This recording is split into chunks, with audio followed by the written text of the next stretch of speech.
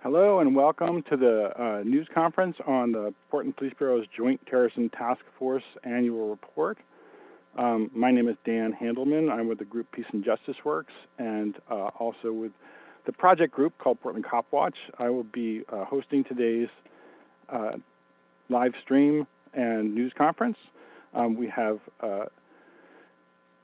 6 presenters who are going to each give a talk today, and I'll introduce them as they're about to speak, and we also will be able to share our testimony with you. Those of us who have written testimony will share it with you in the chat in the Zoom conference for the media who are attending, and thank you for being here today.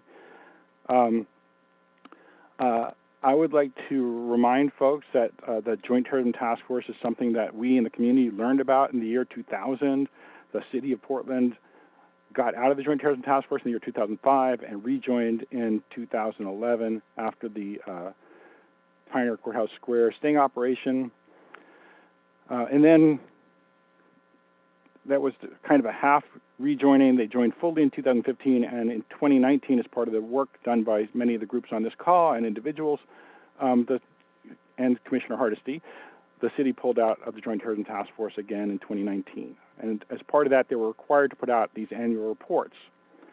Last year, knowing that we weren't allowed to give testimony during the city council meeting where the report was being presented, we held a mock city council hearing where we sat outside City Hall at an empty table with seats representing the city council members and gave our testimony. So this year, because that's not a safe thing to do under COVID, we decided to do this news conference to present our what we might say if we were allowed to speak tomorrow. But as it happens, the city council hearing that's tomorrow morning at 9:30 is not available for public comment, and several of our speakers will probably touch on that today. We'd like to ask the media to keep your microphones muted up until the end of the presentations, and then if you have a question, let us know. You can let us know in the chat, and you can unmute yourself when you get called on. And then if you can address your question to a specific person, that's helpful. But if not, we'll try to see who wants to answer it. And yeah, and for everybody's information, this is being live streamed at Peace and Justice Works' YouTube page, which is youtube.com/peaceandjusticeworks, all one word run together. So again, I appreciate everybody being here today. We're going to try to keep everybody's testimony to 2 or 3 minutes, and then we'll go ahead with the Q&A at the end. So the first person I'm going to introduce is Christopher Lee, the president of the Portland JACL, formerly known as the Japanese American Citizens League, and I'm going to turn it over to Christopher now. Awesome, thank you, Dan. Hello, my name is Christopher Lee. I'm the co-president of Portland JACL, the Japanese American Citizens League. We are a chapter of the oldest Asian American civil rights organization in the nation. Japanese Americans were forcibly removed from the West Coast during World War II out of ignorance and unfounded fear. Many lives were changed when Japan attacked Pearl Harbor on the morning of Sunday, December 7th, 1941. By 2:30 in the afternoon that day, the FBI had swarmed Japanese neighborhoods and began arresting prominent figures in our community, including business leaders, doctors, Buddhist priests, and teachers. In total, 110 individuals were taken by the FBI in Portland. None, not a single one, was charged with a crime. Families were unjustly torn apart, and in some cases were not reunited for up to 2 years. Before Pearl Harbor, the FBI had been investigating the Japanese American community and had a list of suspicious people. The government had identified them as security threats solely because of their ancestry and because they looked like the enemy. Not one Japanese or Japanese American was found guilty of espionage or giving sensitive information to the Japanese military. Prior to Pearl Harbor, the Munson report concluded the Japanese Americans posed no threat to U.S. security. The government's own surveillance and investigation had found no threat. A second document, the final report on Japanese evacuation from the West Coast, was created to justify our incarceration by the government and media, which is fanning the flames of terror on the West Coast and across the nation. I'm speaking out today because even though it's almost 80 years later, the FBI is continuing to use its flawed theories to determine who is dangerous. Today, we can easily exchange Japan with predominantly Muslim countries from the Middle East. The same biases are being applied to different groups. still unjustly targeting immigrants just from different countries. In the aftermath of 9/11, the Patriot Act was passed. This act gave increased powers of investigation to the FBI. It violates US citizens' constitutional rights and allows our government to spy on us without due process, search our homes without consent, and increase the risk of ordinary citizens being accused of crimes without just cause. Again, we have let fear guide how we treat our citizens rather than our rights under the Constitution. Crime data shows that far-right extremists are behind many more plots and attacks than Islamic extremists. Our local police department should be protecting our citizens and not conducting investigations without just cause. We've worked with local community groups to encourage the City Council to stop assigning Portland police officers to the Joint Terrorism Task Force. We applaud the Portland City Council for standing up for the rights of our citizens and removing our officers from the task force. We're concerned there are still opportunities to communicate constitutionally protected information. We need to have better oversight of the work that is being done and more robust reporting. Thanks for letting me present today. I will not be able to take questions, but Marlene Wallingford from my organization is still on the line. Thank you. Thanks very much, Christopher. We had a question in the chat about whether the media can record the Zoom conference. I don't know if more than one party can record the Zoom conference at once. I'm going to ask Brian, who's doing our technical stuff, if that's possible, to make that possible, because we are, as I said, live streaming. Again, I'm Dan Handelman with Peace and Justice Works in Portland Copwatch. I'm kind of hosting today's news conference. Our next speaker, we are the people who are speaking are posting their comments in the chat if you want to download that. The next speaker is Brandon Mayfield. He's a survivor of an improper FBI investigation and incarceration back in 2004. He's been part of our campaign for a very long time, and I'm going to turn it over to you now, Brandon.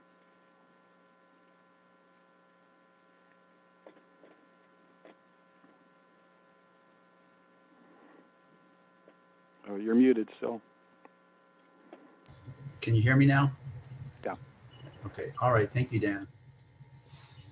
And I appreciate being here with this honored and esteemed panel that you've put together. Peacefully protesting is not a crime anywhere. Assault and vandalism are not federal crimes unless they're done on federal property or against federal officers or employees. The federal police should never be in Portland trying to prevent crimes like this, such as vandalism or assault on state, county, or city property, nor should they attempt to enforce any other long list of common daily crimes. And we should not be assisting them in investigating and preventing a number of exclusively federal crimes, such as immigration violations, mail fraud, counterfeiting. These types of crimes involve a national interest. Terrorism, on the other hand, is a federal and a state crime, both. And the same with hate crimes. Where there's a common goal to prevent them, there's arguably some room to work together to these ends.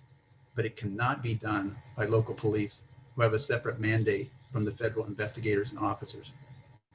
To be clear, in no instance can local police be involved in these efforts if there's no probable cause that a crime has been committed or is about to be committed. And they can't be involved in these investigations if there's no information regarding one's political, religious, or social views. That cannot be collected or maintained unless it can first be established that it directly relates to an investigation of criminal activities and there's some reasonable grounds to believe the target may be involved in criminal conduct. Such operation cannot be done by local officers working with federal agents who are not subject to our local state protections and who also have a Fourth Amendment exception for foreign intelligence, national security type of searches and surveillance, which our local officers do not, and they don't for good reason. Federal agents have a different job than local police. Their job is to affect the very narrow interests of the U.S. as it primarily relates to immigration, mail, treasury, national security, but absolutely not for local domestic policing. We have a separation of powers for a reason, and it's to protect the people from too powerful and overreaching a central government. It's a balance between state and federal power and a balance of power between the government and the people. The rise of JTTFs and the conflict you're seeing today within these joint task forces is symbolic of violations of this concept and the subsequent abuses that have followed. These task forces are an extension and a tool for the federal government to gain greater power and control over states, cities, and individuals. And the Constitution cautiously emphasizes the powers not specifically given to the U.S. are to be reserved to the people, then the states and the people respectively. The FBI and JTF do most of their activities under a cloak of secrecy, which is counter to our open and transparent policing and democracy. They cannot at the same time target and try to entrust the very group they seek to prosecute.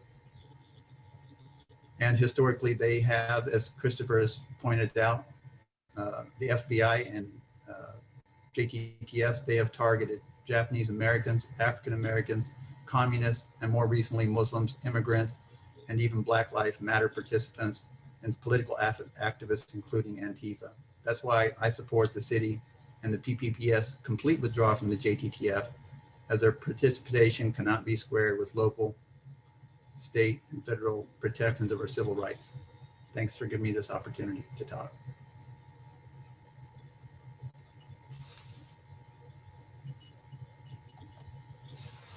Thanks, Brandon. This is Dan Handelman. I'm with Peace and Justice Works in Portland Copwatch, and again, we're going to take questions at the end. And I am the next presenter. And as I mentioned before, last year we did this as a mock city council hearing, so I've designed my testimony as though I was speaking to the city council. And I'm going to get, I've been timing everybody else, so I'm going to put myself on timer too. So Mayor Wheeler and Commissioners, our organization continues to be involved in the efforts to end or limit Portland Police Bureau cooperation with the FBI's Joint Terrorism Task Force. We find this year's annual report on the task force contains similar shortcomings to last year's and fails to directly address the 7 questions we raised in the People's Report.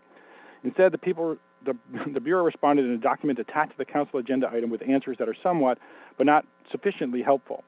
The authors of the People's Report asked Council not to accept the report from the Bureau without the answers to these questions. We ask that you still consider refusing to accept the document because the relevant answers aren't integrated into the report. Some of our concerns would be allayed if Council would revisit the 2019 resolutions and take 2 steps. First, prohibit all cooperation between the PPB and the JTTF.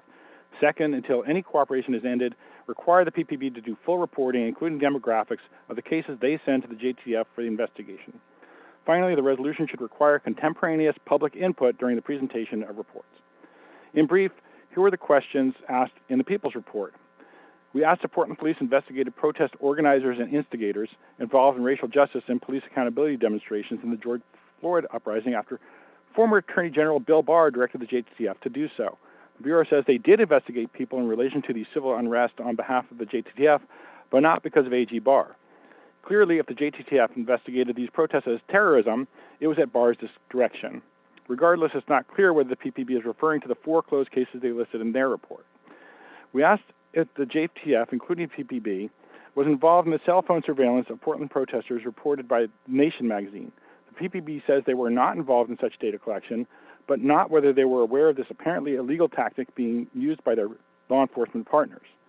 We asked whether PPB has been involved in JTTF investigations into Portland activist social media posts, as happened in Tennessee in June. The PPB admits investigating social media posts which indicate criminal activity, but did not say whether those were related to the task force or what the criminal threshold is.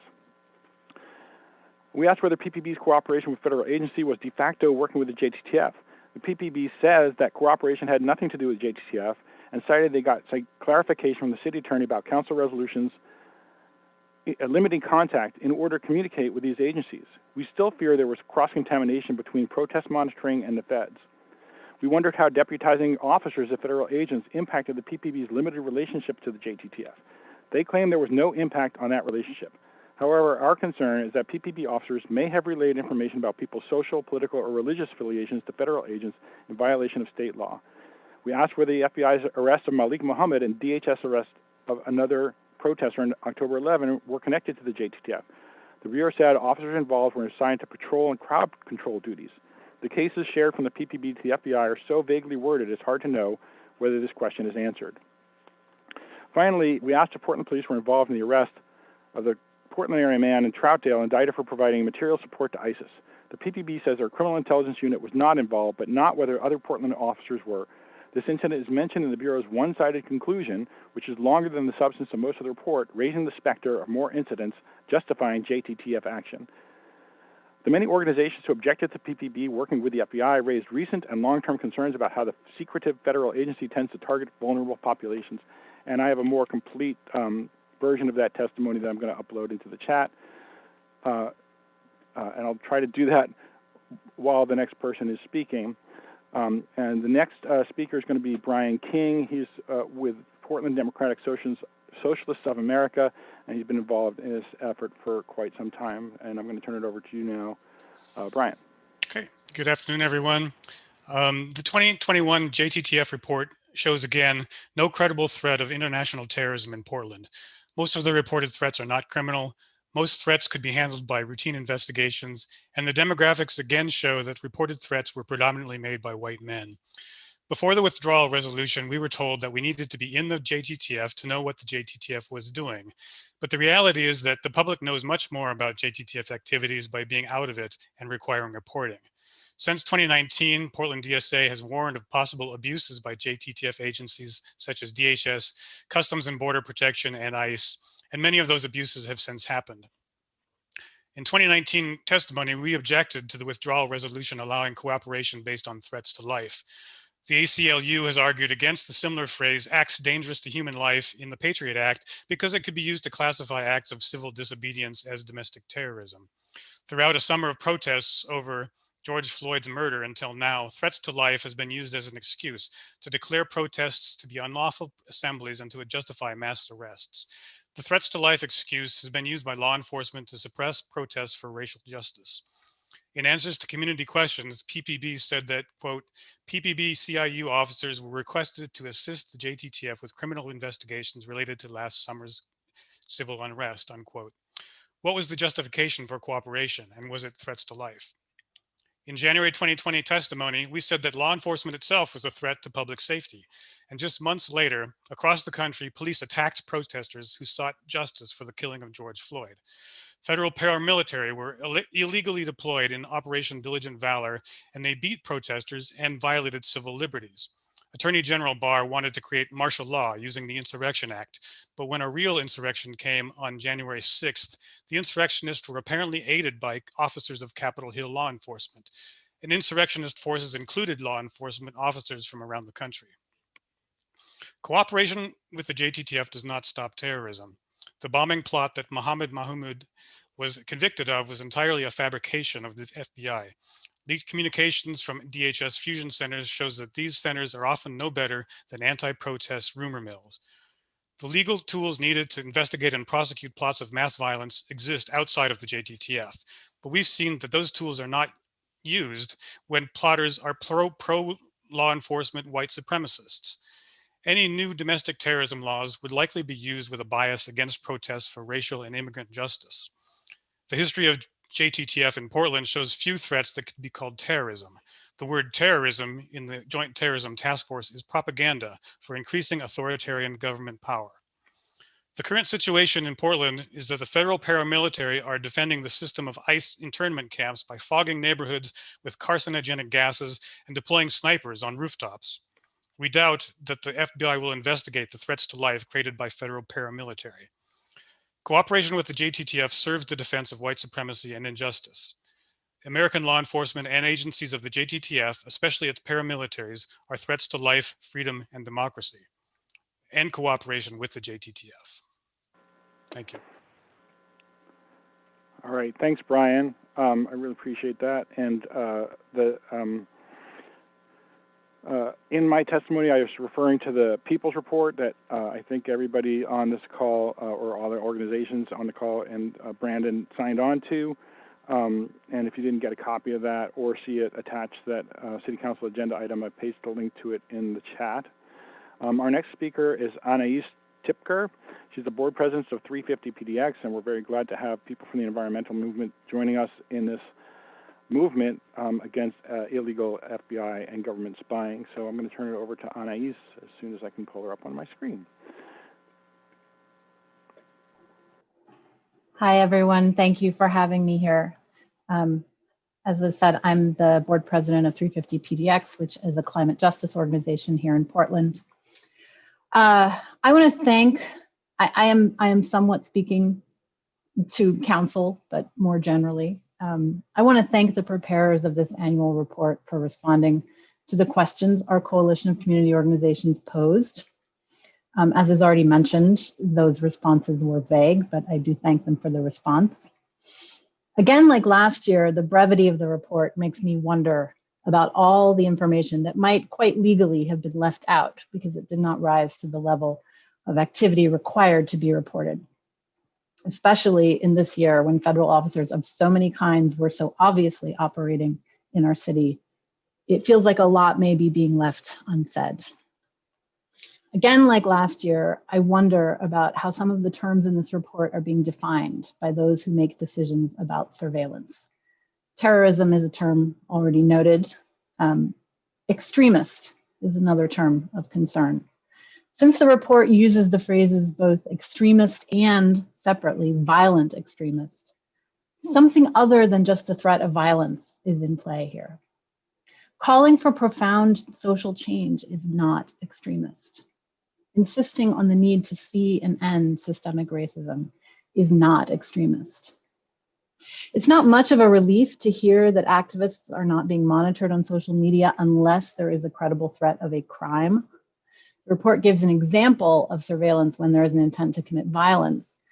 But the concern is, or my concern, is that the application could be much wider. Is taking part in an unpermitted march, for example, a crime? A crime may be of little interest to the police on its own, but useful as an opening for surveillance. Once again, like last year, it isn't clear that the PPB can't point the FBI to the publicly available social media information of activists with which the FBI then takes further action independent of the PPB. We know that this kind of information sharing happened in 2019. It was reported in The Guardian. And this in relation to Portland activists who were opposed to fossil fuel projects in Southern Oregon. We know that happened. It may still be happening. I want to recognize that we are in a strange moment where the FBI is enjoying a kind of rare popularity for cracking down on the Capitol violence instigators. I would like to remind City Council and the PPB that this one moment of finally turning attention to white supremacists doesn't make up for the demonstrated pattern of stronger police surveillance, more frequent and harsher charges, and greater violence towards communities of color and activists working for racial equity and justice. Nor does it justify increased scope for surveillance, because the existing legal capacities of the FBI give more than enough scope for investigation if the political will to investigate violent domestic terrorism is there. And just briefly, I want to shift in closing and say that I wish I was giving testimony to City Council in an open public session. This last year has challenged everyone to develop new capacity for interacting and being effective using online spaces like this one. City Council is no different and has made efforts to adapt, but Council does have to do more to create inclusive and adequate space for public comment. In our work at 350 PDX, public testimony has time and time again been crucial to bringing needed policy changes, such as in the creation of a fossil fuel infrastructure moratorium on public opposition against the expanded Zenith terminal. City Council once tried to deny public testimony and ended up having to respond to a huge town hall style event in North Portland, which was quite helpful. And I believe that many times people have been able to give testimony in ways that gave City Council crucial information and also helped the public appreciate the challenges that Council can face in taking effective action. So we need channels for our energy for change, and we need to make it possible for people to be seen not as objects of surveillance, but as community members with voices. This pandemic has challenged all of our abilities to connect with each other, and we need more, not fewer, opportunities for testimony. So thank you very much. I'll be putting my testimony in the chat. Thank you, Anaïs. And as I mentioned earlier in the news conference, we're going to take questions at the end from the media, and we'll be wrapping up with one more speaker. I will also just before we go into the Q&A period, post testimony that came in from League of Women Voters, who had been part of the original lineup for the panel today, but unfortunately ended up with a conflict and we couldn't make it today. So the final speaker is going to be Carol Landsman from the Jewish Voice for Peace Portland, and Carol also has been involved in this movement for quite a while. I'm going to pull her up on the screen and take it away, Carol. Thank you, Dan. Much like Anaïs, I'm both confused and annoyed that City Council does not take testimony. This is a very important issue. And the fact that we've been cut off without a voice is very disturbing. Some of you may wonder why, as a representative from Jewish Voice for Peace, I have been active in this issue, as has Jewish Voice for Peace. It's really simple. One of Jewish Voice for Peace's main goals is to end Islamophobia. And the JTTF is, I want to say, it's incredibly Islamophobic. Until very recently, we assumed that terrorism was foreign terrorism conducted by Muslim people. Recently, thoughts may have changed a little. I don't believe they've changed at all in the JTTF. I still recoil with horror when I think about what happened to Mohammed Mahmoud. The FBI, the JTTF groomed him. They groomed him, much like a sexual predator would groom someone to be conducive to an act. They groomed him to bomb or to try to bomb the Christmas tree in downtown. Now, it's just outrageous when I think of that. And I don't see that, I mean, the reason why they did that, I believe, is for the publicity. See how we save your community? And that's simply not the case. They don't save the community. They build up hatred to people who have no reason to be hated. It's just outrageous. I do want to say about the report that, quite truthfully, I think it was vague and useless. They do mention that most of the people they investigated were white people. I don't know if they're Muslims or not. I can't tell from that. I guess it doesn't matter. Well, it does matter. Of course it matters. So I guess all I can say is, really, we have to get out of the JTTF. It's terrible. Thank you. All right, thank you, Carol. So before we turn it back over to the media for some for questions and answers, as I said, the League of Women Voters did submit some testimony, which I'm going to try to grab here in a second, and they, a lot of their testimony has to do with the issue that you've heard about a few times, that the City Council is not allowing public testimony. To be more specific, this is a policy of Mayor Ted Wheeler's that he just decided to put in place when he got elected, that even though the City Council code allows the presiding officer to take testimony on reports, he decided rather than pick and choose which reports are more important or important enough to garner public input, he decided not to take public input at all. So that's one of the reasons we're frustrated and we're having this news conference today to give our own public testimony. And I don't think anybody else mentioned this specifically. There was a report that Mayor Wheeler is looking at ways to weaken the state statute that Brandon referred to, ORS 181A.250, that prohibits collection of information on people's political, religious, or social affiliations without reasonable suspicion of criminal conduct. And he wants to do that after the ACLU was another partner in this effort, by the way, after the ACLU sued the Portland police for using live streaming at the protest this past summer. And we, I think, collectively are very opposed to any weakening of that law. That law is what protects Oregonians from intrusive investigations such as the ones that JTTF conducts.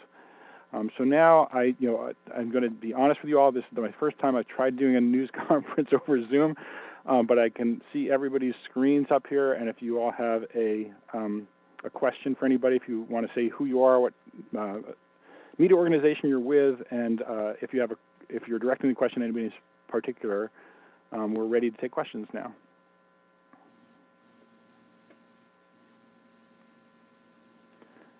And if you don't, I'm going to see if anybody else from the panel has any other additional comments. And as a reminder, too, Christopher Lee of the JACL is no longer here, but Marlene Wallingford, who's also with the JACL, is available to answer questions if you have any. The most important thing I forgot to mention is one of the reasons we're holding this news conference, too, is to announce that tomorrow morning at 9:30 a.m., when the City Council is going to be holding their report hearing, and Sergeant Pete Simpson is going to be presenting the report to them, presumably, we, several of us on this call, are going to be doing a live watch party where we are going to have the City Council meeting streaming on the screen, and then up in the corner from using Zoom as a platform, we're going to be making running commentary throughout the entire presentation. So we're hoping that you can tune into that. That will also be live streaming on the Peace and Justice Works YouTube page, and I'll put that link in the chat. And as I said, you can also find the full news conference from today at the same link. So it's youtube.com/peaceandjusticeworks. And I think those of you watching on the channel right now already have that link. Does anybody else who is here on the call with me, any of the other organizers, want to add something for the press while we still have them here? Or media, excuse me, not everybody uses a printing press. All right, well, we really appreciate everybody being here today. I'm going to ask the participants again to hang on after we stop the live stream. I'm going to go to the share screen of the splash screen just to close out the conference and remind everybody, hope everybody will join us at 9:30 tomorrow morning for our live chat party during the council hearing. And we appreciate you being here today. So thank you to the media for being here.